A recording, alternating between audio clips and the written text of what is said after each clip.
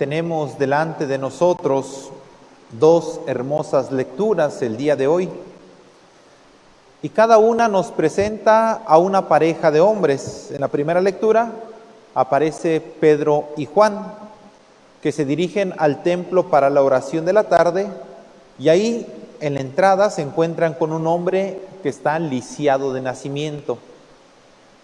Y en el Evangelio nos encontramos otros dos hombres, que son los discípulos que van hacia Emaús y van desilusionados después de esos días de la pasión.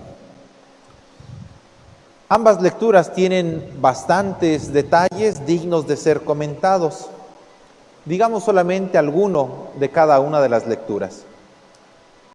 En la primera lectura, estos dos hombres, Pedro y Juan, antes eran pescadores y ahora se dirigen al templo para la oración vespertina, y dice el autor sagrado que eran como las 3 de la tarde.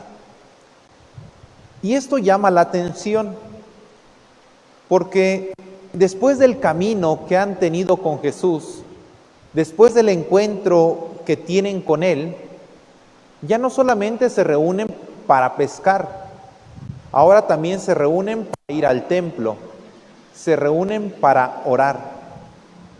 Es decir, ellos han considerado que la oración es algo importante en la vida de fe. Si nosotros pensamos que con realizar alguna cosita ya es suficiente, pues resulta que no. Alguno podría pensar, pues yo ya fui a la novena, pues yo ya hice mi rosario, pues yo ya hice tal o cual cosa, como si eso satisfaciera nuestra vida de fe. La oración es fundamental. Estos dos discípulos, aunque habían estado con Jesús, ahora consideran que algo de suma importancia en su vida es la oración. Por eso, queridos hermanos, nosotros no nos podemos quedar simplemente con el hecho de decir, yo ya estuve en misa o yo ya leí la palabra de Dios. La oración es fundamental y estamos invitados a orar, a buscar esos momentos de oración, de encuentro con Dios. No hay que sustituir lo otro, está bien.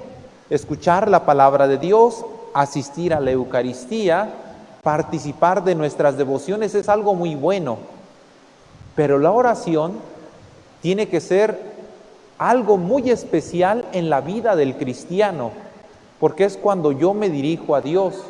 Y tenemos que buscar esos momentos, ya sea en casa o delante del Santísimo. Es importante, es necesario en nuestra vida de fe. Pues aquí tenemos a estos dos discípulos que van al templo y van a la oración.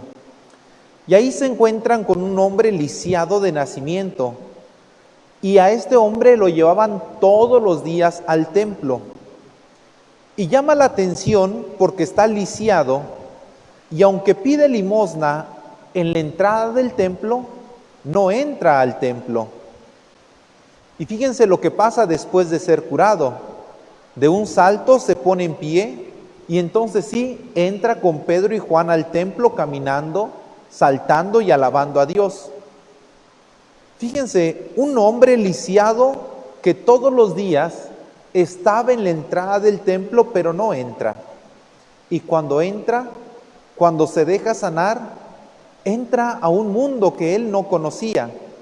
Solo lo conocía de lejos porque se quedaba en la entrada.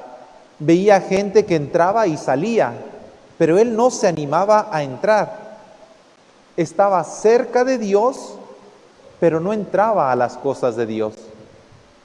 Y puede pasarnos esto a nosotros, porque este hombre estaba todos los días en la entrada, pero no era sanado, no se atrevía a entrar.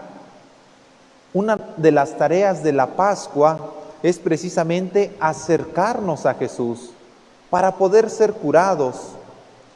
Para muchos de nosotros es mucho más cómodo mirar las cosas desde afuera, mirar las cosas desde lejos, como espectadores, porque desde lejos sí nos podemos quejar, desde lejos podemos señalar, podemos estirar la mano, que nos den o que no nos den, decir lo que nos gusta o lo que no nos gusta. Desde lejos eso es muy cómodo, pero entrar es una cosa muy distinta, es dejarse involucrar, es dejarse invadir por la gracia y ser curados. El tiempo de la Pascua es para esto, no solo para mirar las cosas desde fuera, no mirar nuestra religión desde lejos, sino poder entrar. A este hombre toda su vida de nada le sirvió estar en la entrada del templo, viendo cómo otros entraban y salían. Necesario era que él entrara, como es la invitación para nosotros, poder entrar en las cosas de Dios, no solo mirarlos desde lejos. Vayamos al Evangelio, porque ahí nos encontramos con otros dos hombres. Dice el evangelista: el mismo día de la resurrección, es decir, el domingo, iban dos de los discípulos a Emaús. Y esto llama la atención porque no eran cualquier hombres, eran dos discípulos de Jesús, es decir, dos que habían estado con él, dos que habían escuchado sus palabras, dos que habían presenciado sus milagros, dos que ya lo conocían y eran sus seguidores. Y resulta que van de regreso a Emaús y van desilusionados y van tristes y van comentando lo que les sucedió. Y entonces cuando Jesús los encuentra y les pregunta del porqué de su tristeza y de su desilusión, Jesús les dice eso: qué insensatos y qué duros de corazón para creer.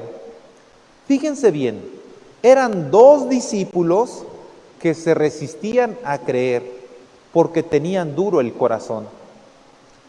Ellos ya habían oído hablar a las mujeres que Jesús había resucitado, pero se resistían a creer.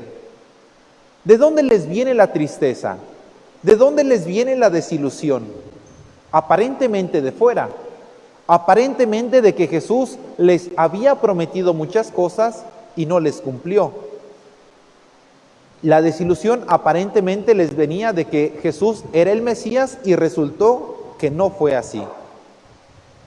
Pero esto no es así. La desilusión no viene de Jesús. La tristeza que les provoca a estos hombres es por la dureza del corazón. Porque ellos ya habían escuchado a las mujeres que Jesús había resucitado, pero no fueron capaces de creerles. Ya había habido alguien que les anunciara a Jesús, pero ellos no lo habían creído. Eso hace la dureza del corazón. No nos permite creer. La dureza del corazón nos pone tristes. La dureza del corazón no nos permite permanecer. Por eso estos hombres se fueron de regreso, no decidieron quedarse, por la dureza del corazón. Y después es bien bonito cómo Jesús se acerca a ellos y no lo reconocen. Y nos pasa a nosotros, queridos hermanos. Todos los días Jesús viene a nosotros y se hace presente en el hermano, y se hace presente en la familia, y se hace presente en el que tienes conviviendo día con día y no lo reconocemos. Ahí está Jesús y no lo reconocemos. Estos hombres tenían a Jesús delante y no le reconocieron. Él camina con ellos y le reconocen cuando Jesús les explica las Escrituras y parte la Eucaristía, parte con ellos el pan. Fíjense entonces, estaban tristes, desilusionados, iban a Emaús y Jesús les ofrece los medios para terminar con esa tristeza. Jesús les ofrece los medios para terminar con esa desilusión, que es la Sagrada Escritura y la Eucaristía. Dos personas en una profunda crisis, desilusionados, que permiten que Jesús se acerque a su vida y arda su corazón al escuchar la palabra, la Escritura, y al acercarse a la Eucaristía. Nosotros tenemos a nuestro alcance estos dos medios, la palabra de Dios y la Eucaristía. Cuando estemos tristes, cuando estemos desilusionados, cuando ya no queramos permanecer, Aquí hay dos medios para salir de nuestras crisis: la palabra de Dios y la Eucaristía. Pidamos al Señor esta gracia o estas gracias, queridos hermanos, que nuestra vida de oración sea fuerte en este tiempo de Pascua, que no nos quedemos desde la entrada, desde lejos mirando, sino que nos dejemos abrazar por la gracia de Dios. Que no nos vaya a pasar como estos discípulos que van a Emaús, que han endurecido el corazón y por eso van cabizbajos, tristes. Y si nos llega a pasar eso, que podamos acercarnos a la Eucaristía y acercarnos a la palabra de Dios, que serán los medios que hagan que nuestro corazón arda, que nuestro corazón se revitalice en la fe. Le pedimos al Señor esta gracia, que así sea. ICM